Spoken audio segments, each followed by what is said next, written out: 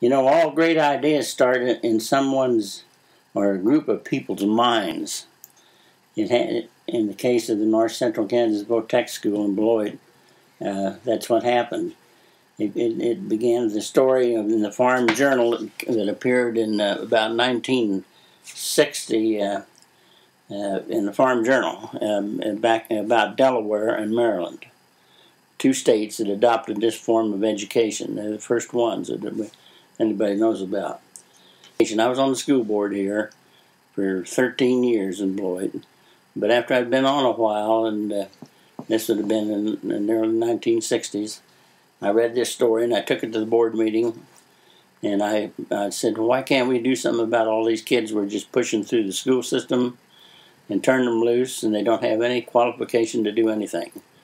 And as far as I know, that's the first that anybody in Kansas did anything about trying to make a move on this stuff. The idea kind of caught fire at the state level.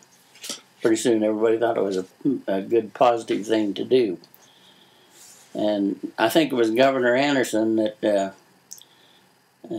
was the one that was governor then, and from that point on, in about the early 1960s, it took us 3 years to muster enough legislative and governor support to get this job done. And finally they got on board, and the governor, everybody, and decided to go with it. I drove my car over 6,000 miles, promoting this thing in those 3 years. And I'd gone out and I'd hired 5 teachers. They taught ag, vocational ag, and they taught business, and they taught courses like welding and mechanics and electricity and things like that. Then in 1996, this is after I was chairman of the board for the first 10 years. I got them started in the right direction, and kind of guided them, which way they would go. And this was the same thing that was duplicated in these other schools across the state. So, but in 1996, it became obvious to us that the school up here and the people that were governing it at that time, and I was kind of involved in advising them, that they couldn't transfer their credits to a 4-year institution, like if they studied business or if they studied other things. And so they wanted to change their program to a technical college, away from the idea of just a vocational college and technical college. So it became in North Central Kansas Technical College. Is what it is today. And that was 1996. And a lot of the initial course offerings, like in when we started out, we're all over in the trade, all the trades. I mean, like welding and auto mechanics and construction and all this kind of stuff.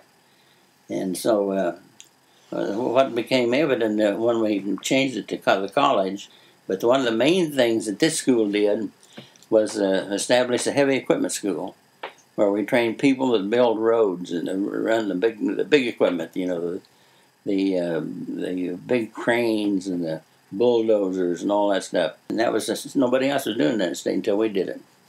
But one of the main things that this school did was establish a heavy equipment school, where we train people that build roads and run the big equipment, the big cranes and the bulldozers and all that stuff. A technical college, that we could have transfer credits, and they could offer courses that they didn't quite. They could license practical nurses. We were offering that, but we couldn't degree them or anything before. Now we can, from then on. And so we offered training to anybody that was coming down the pike, anybody.